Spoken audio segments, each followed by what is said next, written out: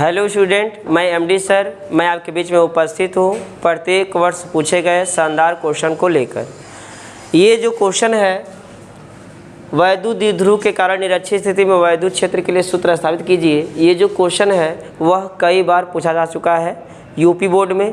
प्रत्येक सेटों में कहीं न कहीं यह कई बार आ चुका है। वैद्युत द्विध्रुव के कारण निरक्षीय स्थिति में वैद्युत द्विध्रुव के लिए सूत्र स्थापित करना है आपको। तो यहाँ पर ध्यान दीजिए, चलिए इसको हम प्रूफ करते हैं। यहाँ पर एक वैद्युत द्विध्रुव है, यह आपका मान लीजिए आपका प्लस क्यू है और यहाँ पे आपका है माइनस क्यू। इस बिंदु को ए और इस बिंदु को बी। आपको पता ही है कि वैद्युत द्विध्रुव ए बी के बीच की जो दूरी होती है वह 2l होती है और मध्य बिंदु क्या मान लेते हैं, ओ मान लेते हैं। निरक्षीय स्थिति में तो अगर मध्य बिंदु को ओ माने हैं तो यहाँ से यहाँ तक की दूरी l होगा और ए भी दूरी कितना होगा, l होगा। मध्य बिंदु ओ से स्मॉल r दूरी पर एक बिंदु P है जहाँ पर E का मान निकालना है। इसको ऐसे मिला देंगे आप, इसको ऐसे मिला देंगे और ये आपका यहाँ से यहाँ तक दूरी r है। तो जब कर्ण निकालेंगे तो अंडर रूट में आएगा r का स्क्वायर प्लस l का स्क्वायर। उसी तरह जब b से कर्ण निकालेंगे तो ये भी कितना आएगा, r का स्क्वायर प्लस l का स्क्वायर आएगा। और प्लस क्यू है तो प्लस क्यू के कारण वैद्युत क्षेत्र दिशा इधर होगी, यानी ई पी बी, ठीक है। और इसके कारण जो होगा आपका ई पी ए, यानी ए के कारण पी पे जो लगेगा उसे ई पी ए कहेंगे। अगर दिशा निकाल रहे हैं तो ये मान लीजिए थीटा एंगल पर है तो ये आपका होगा आपका E P B cos theta और इधर वाला होगा आपका E P B sine theta. थोड़ा घटक के बारे में आप लोगों को बता देते हैं। जैसे मान लीजिए घटक लेना है तो जिस घटक के साथ थीटा होता है उसे हम लेते हैं कॉस थीटा और जिस घटक के साथ थीटा नहीं होता उसके साथ लिखते हैं साइन थीटा। तो इस घटक के साथ थीटा इसलिए E P B cos theta, यानी कॉस थीटा लिखेंगे और ई पी बी दोनों के साथ लगाना ही लगाना है। यहाँ पर यहाँ पर होगा आपका साइन थीटा और साइन थीटा लगा देना है क्या, E P B sine theta. उसी तरह ई पी ए के भी दो घटक होंगे तो ये आपका इधर हो जाएगा ई पी ए और इस घटक के साथ थीटा है, अगर ये थीटा तो ये भी थीटा होगा। तो इस घटक के साथ अगर थीटा है तो यहाँ पे क्या लिखेंगे, ई पी ए कॉस थीटा और इस घटक के साथ थीटा नहीं है तो इसके साथ क्या होगा आपका E P A sine theta. बस इतना ही ध्यान देना है। चित्र में E P B sine theta और E P A sine theta एक दूसरे के प्रभाव को निरस्त कर देंगे, इससे कुछ लेना देना नहीं है। इस स्थिति में E P B cos theta और E P A sine cos theta का जो योग होगा वही वैद्युत क्षेत्र की तीव्रता होगी। तो बिंदु P पर नेट वैद्युत क्षेत्र की तीव्रता E बराबर हो जाएगा ये दोनों जोड़ देंगे, E P B cos theta और E P A cos theta दोनों जोड़ देंगे तो E P A cos theta plus E P B sine theta, sorry cos theta, ये भी है, दोनों में कॉस थीटा है। साइन थीटा होगा नहीं, क्यों नहीं होगा, क्योंकि E P B sine theta और E P A sine theta एक दूसरे के प्रभाव को निरस्त कर देंगे। अब यहाँ पे लगाना है तो यहाँ पर जब फार्मूला तोड़ेंगे तो 1/, पहले तो इसमें से हम कॉस थीटा कॉमन ले लेते हैं तो बचेगा कितना आपका E P A plus E P B और यहाँ पे हम क्या कर लिए, कॉस कॉमन ले लिए, कॉस थीटा दोनों से निकाल लिए। तो E बराबर हो जाएगा, इसको तोड़ेंगे तो 1/4 पाई एप्सिलॉन नॉट, ए है तो क्या लिखना है आपको, क्यू ए, और नीचे कितना हो जाएगा पी ए का square plus 1/4 pi epsilon not. अच्छा ये बताइए P क्यों नहीं लिखे हैं, क्योंकि बिंदु P पर आवेश नहीं है। क्यू ए ही लिखेंगे क्योंकि बिंदु ए पर आवेश है माइनस क्यू। तो यहाँ पर हो जाएगा 1/4 पाई एप्सिलॉन नॉट। बी है तो क्या लिखेंगे, क्यू बी, और नीचे है पी बी का स्क्वायर कर देंगे। यहाँ पे कॉस थीटा है तो यहाँ पर ई बराबर 1/4 पाई एप्सिलॉन, इसमें कॉमन ले लो 1/4 पाई एप्सिलॉन नॉट कॉमन ले लिए, या एक लाइन और लिखिए आप, ई बराबर यहाँ पे हो जाएगा 1/4 pi epsilon naught. Q A का वैल्यू कितना है, माइनस क्यू है, लेकिन ई वाला जब सूत्र आएगा तो हमेशा क्या रखना है, माइनस रखना है, माइनस करें प्लस रखना है। माइनस और प्लस जो होते हैं वह केवल वैद्युत क्षेत्र के दिशा को व्यक्त करते हैं, तो मान रखते समय हमेशा प्लस में रखते हैं। ये माइनस ये नहीं बता रहा है कि वैद्युत क्षेत्र ऋणात्मक होगा, यहाँ पर माइनस केवल वैद्युत क्षेत्र के दिशा को बता रहा है, इसलिए हमेशा को क्या रखना है, प्लस में रखना है। तो क्यू ए का मान यहाँ क्यू रखेंगे, पी ए का वैल्यू यहाँ पर पी है और यहाँ पर ए, और पी ए का वैल्यू है अंडर रूट कितना, आर का स्क्वायर प्लस एल का square plus 1/4 pi epsilon naught. Q B का वैल्यू रखेंगे, और क्यू बी का वैल्यू कितना है, क्यू बी का वैल्यू भी क्यू है, तो यहाँ पे क्यू रखेंगे, और पी बी का वैल्यू पी से बी तक की दूरी, ये अंडर रूट कितना है आपका, आर का स्क्वायर प्लस एल का square into cos theta. Cos theta का मान हम निकाल लेते हैं, कॉस थीटा बराबर होता है आधार बट्टा कर्ल, तो समकोण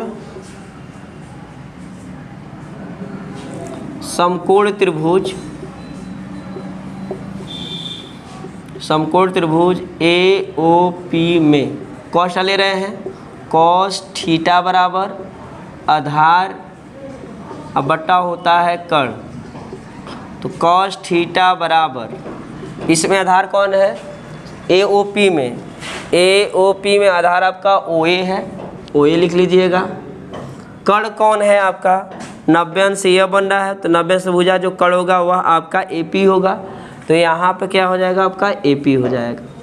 कॉस थीटा बराबर ओ ए का वैल्यू, ओ से ए तक का वैल्यू एल है तो एल लिखेंगे, और ए पी का वैल्यू ए से पी तक का वैल्यू अंडर रूट कितना है, आर का स्क्वायर प्लस एल का स्क्वायर, यहाँ पे रख देंगे, तो कॉस थीटा का वैल्यू प्राप्त हो गया कितना, L/√, आर का स्क्वायर प्लस एल का स्क्वायर, यहाँ पे इसे पैक कर दिए। ई बराबर, इसमें जो कॉमन मिल रहा है उसको कॉमन ले लीजिए, तो 1/4 पाई एप्सिलॉन नॉट पूरा का पूरा कॉमन मिल रहा है, और अंडर रूट कितना, आर का स्क्वायर प्लस एल का स्क्वायर, यहाँ बचेगा 1 + 1, यहाँ कितना एल, और अंडर रूट इसको लिख सकते हैं, यहाँ पर देखिए एक चीज़ में वो स्क्वायर है तो स्क्वायर नहीं लिखा गया है, यहाँ पर स्क्वायर होगा आपका, हाँ अब सही है, यहाँ पे क्या होगा आपका स्क्वायर होगा,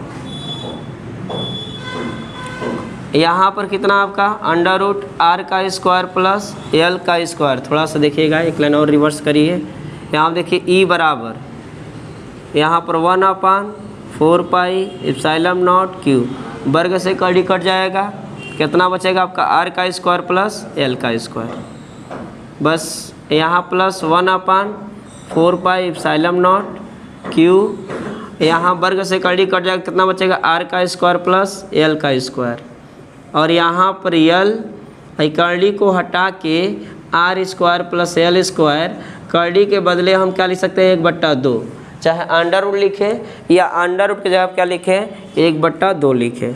ई बराबर, ई पूरा का पूरा कॉमन मिल रहा है, तो यहाँ पर 1/4 पाई एप्सिलॉन नॉट कॉमन ले लिए, क्यू भी कॉमन ले लिए, और नीचे R square plus L square भी कॉमन ले लिए, तो यहाँ पर कितना बचेगा आपका यहाँ पे 1 बचेगा और यहाँ भी 1 बचेगा, इंटू एल, और नीचे आर का स्क्वायर प्लस एल का स्क्वायर, और यहाँ पे घात कितना 1/2। ई बराबर 1/4 pi epsilon naught Q into है 1 और 1 कितना हो जाएगा 2, और 2 का गुणा एल में कराओ तो कितना हो जाएगा 2l हो जाएगा। नीचे कितना बच्चा आर का स्क्वायर प्लस एल का स्क्वायर, इस पर कोई घात नहीं तो 1 लिख सकते हैं, और यहाँ पे कितना है आर का स्क्वायर प्लस एल का स्क्वायर, इस पे घात कितना 1/2 है। या ई बराबर 1/, और ये जानते हो कि P बराबर होता है Q इंटू 2L, तो यहाँ पर 1/4 pi epsilon not Q into 2L जब कितना हो जाएगा P हो जाएगा। इसको जब इसको जोड़ेंगे दोनों का बेस बराबर 1 लिखेंगे, आर स्क्वायर प्लस एल का स्क्वायर, ठीक है। और घात जोड़ेंगे तो एक में 1/2 जोड़ेंगे, कितना हो जाएगा आपका 3/2 हो जाएगा। कितना हो जाएगा आपका 3/2 हो जाएगा। अब यहाँ पर वही चीज़ काम करेंगे, यहाँ पर r का वैल्यू l से बहुत बड़ा है, l से बहुत बड़ा है, इसलिए l स्क्वायर को छोड़ने पर, l स्क्वायर को इसलिए छोड़ेंगे क्योंकि l का जब मान बड़ा है तो l स्क्वायर का l का मान r से अगर छोटा है तो l स्क्वायर का मान उससे भी अत्यंत छोटा होगा, इसलिए l स्क्वायर को छोड़ने पर जब l स्क्वायर को हम छोड़ देंगे तो कितना बचेगा, e बराबर 1/4 पाई एप्सिलॉन नॉट, ये आपका p, और यहाँ आप कितना बचेगा r स्क्वायर, और यहाँ पे घात कितना 3/2। अब घात गुणा करेंगे 2 3 6, 6 में आप 2 से भाग करेंगे तो आएगा 3, तो e बराबर हो जाएगा 1/4 पाई एप्सिलॉन नॉट p अपन कितना हो जाएगा r³। इस तरह वैद्युत द्विध्रुव के कारण हम निरक्षीय स्थिति में वैद्युत क्षेत्र की तीव्रता के लिए सूत्र स्थापित कर दिए हैं। थोड़ा आपको चित्र में समझना होगा, देखिए ज़्यादा पूरा चित्र भर गया है, एक फ्रेश चित्र बना के एक बार और समझा दे रहे हैं, चित्र को ही समझिए, आपको ज़्यादा इस पे लोड नहीं करना है। यहाँ पर आप एक वैद्युत द्विध्रुव बनाइएगा, इसको A मानिएगा और इसको क्या मानिएगा B, इसको आप +q ले लीजिए और यहाँ पर -q, यह वैद्युत द्विध्रुव हो गया। बीच की दूरी कितना करना है आपको 2l करना है, ठीक है। तो यहाँ पे 2l हो गया और मध्य बिंदु को क्या मानना है O, तो मध्य बिंदु को अगर O माने हैं तो आधा दूरी बढ़ जाएगा l, और ये भी l में बट जाएगा। निरक्षीय स्थिति में निकालना है, मान लीजिए निरक्षीय स्थिति हो गया और मध्य बिंदु यानी वैद्युत द्विध्रुव AB के मध्य बिंदु O से स्मॉल r दूरी पर निरक्षीय स्थिति में एक बिंदु P है, जहाँ पर E का मान क्या करना है, निकालना है। इसके लिए यहाँ पर क्या करिएगा, सबसे पहले मिला दीजिएगा और ये वाला इससे मिला दीजिएगा, इसको थोड़ा मिटा देते हैं।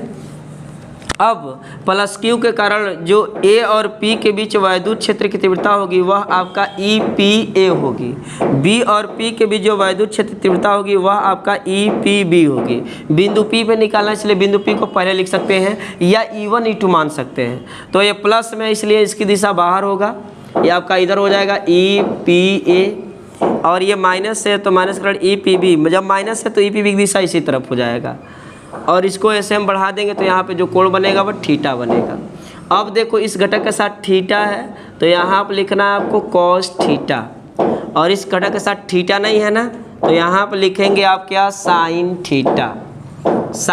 थीटा, और EPA इन दोनों के साथ क्या करेंगे, लगा देंगे, यहाँ पे हो जाएगा EPA और यहाँ पर भी हो जाएगा EPA, ठीक है। अब EPB के 2 घटक निकाले, ये भी कोण थीटा एंगल पर है, तो 2 यहाँ पर भी घटक है, एक घटक यह है और एक घटक यह है, तो इस घटक के साथ थीटा है तो क्या लिखना है आपको, cos थीटा, और इस घटक के साथ थीटा नहीं है तो क्या लिखेंगे आप, sin थीटा।